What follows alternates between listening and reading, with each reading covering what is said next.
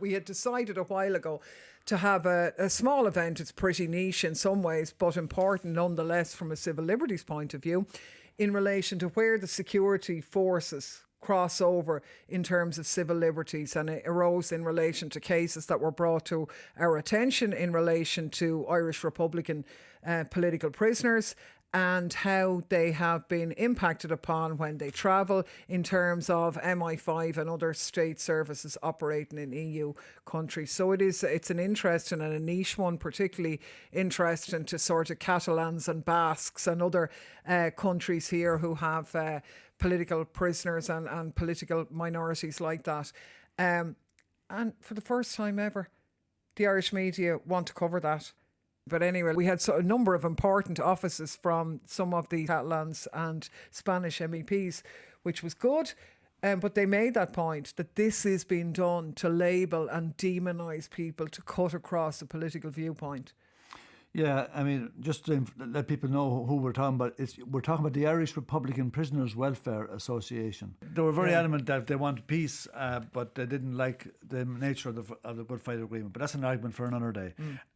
But they feel, I mean, their homes are being targeted, their families are being targeted.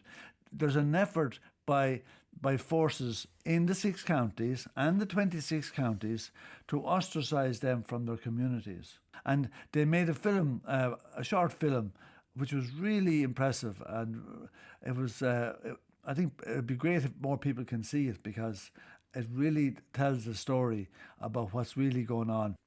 Yeah, I mean, I think people might think, well, you know, how is that relevant? These are small groups of people. They're not hugely representative. So why would we even care? Rule of law and fundamental rights are only relevant if they apply to all. And if the law can be ignored for some person, even if that's a person you disagree with or you don't share their political views, well, then it can be abused for you as well. And there was very compelling and worrying evidence given by them of how they've gone on holidays with their families. They've been approached by MI5 agents in EU member states with the complicity of the secret services and police of other member states. So Spain, for example, or France, where they've gone on holidays. And even when they came to our event in the Parliament, one of the guys was stopped. All of their passports were taken.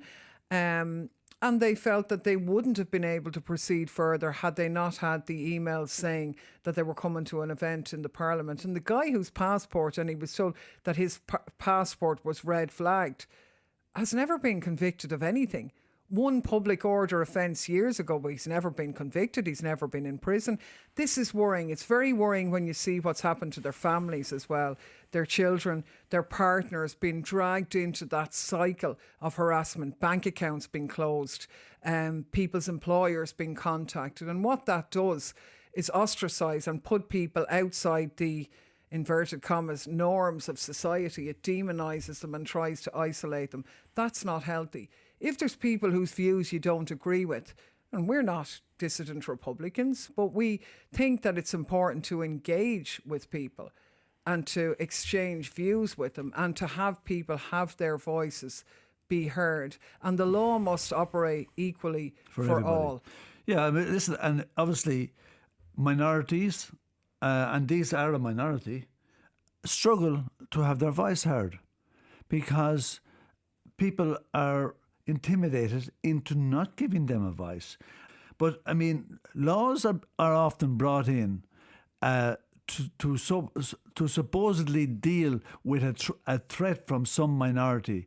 But these laws actually apply to everybody.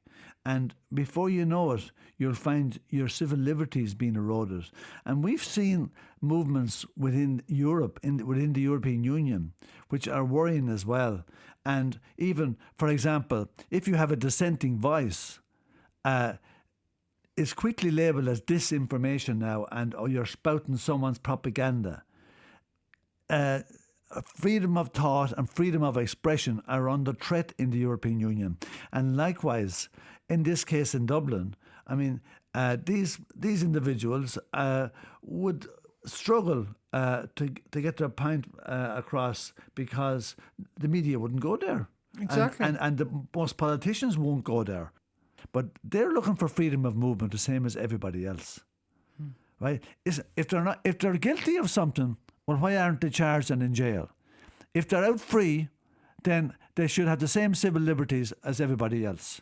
And also, do you know what? Something I hadn't really thought about, but in the video, right, there was some really worrying behaviour from police in Dublin and in the north. And I mean, how much oversight is there of how our police operate? That's something that we need to look at. Well, look, we obviously have a history in that, and we always made the point that GSOC, the Garda Ombudsman, was not fit for purpose. That's clearly still the case, because they don't know where these decisions are taken. Travel bans are put in place and all this stuff. We have the Special Criminal Court, which is completely against fundamental rights and rule of law, where you have non-jury trials with evidence that people can't see. These are violations of civil liberties. And I mean, you're right, no doubt they're labelled, we're labelled, and it's to keep you away. And it's interesting that, you know, in the early days when we took up Julian Assange, nobody wanted to hear about Julian Assange because wasn't he a rapist? Nobody wanted to hear about Maurice McKay because wasn't there something there about him and children? And this is what they do. So this isn't about, oh, this is about mad Republicans, or this is all about all this. No, it isn't. It's about fundamental civil rights. They have to apply for all, or nobody is safe. And to be honest, some of the stories and erosions of fundamental rights there are simply not on. So we're very happy to have facilitated the meetings. It was great that the Irish Republican Prisoners Welfare Association made good connections with Spanish and Catalan MEPs, and we're going to follow up those issues, and happy to do that. Yeah, listen, talking about being afraid to mention things, we got elected to the Dáil first in 2011.